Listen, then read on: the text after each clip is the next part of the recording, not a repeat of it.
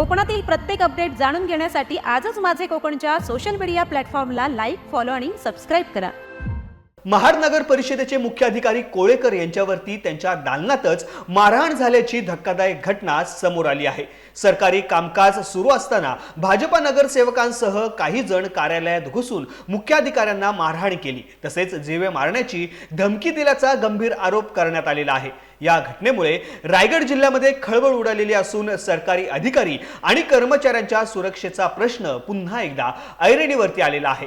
या घटनेच्या निषेधार्थ महाड नगर परिषदेतील अधिकारी आणि कर्मचाऱ्यांनी नगर परिषद आवारामध्ये काम बंद आंदोलन करत जाहीर निषेध नोंदवलाय। मारहाण प्रकरणातील संबंधित नगरसेवकांना निलंबित करावे, तसेच संबंधितांवरती कायदेशीर कारवाई करावी अशी मागणी आंदोलनकर्त्यांनी केली आहे। यावेळी महाड नगर परिषदेचे सर्व अधिकारी आणि कर्मचारी आंदोलनामध्ये सहभागी झाले होते।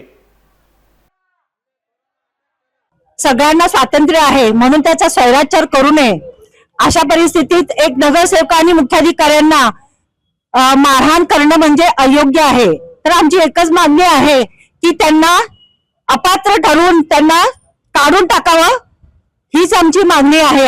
काल दुपारी 2 वाजता महाड नगरपालिकेचे मुख्याधिकारी साहेब माननीय धनंजय कोळेकर साहेब यांच्यावरती त्यांच्या दालनामधील भ्याड हल्ला झाला होता। त्या हल्ल्याच्या निषेधार्थ आज आम्ही काम बंद आंदोलन केलेलं आहे।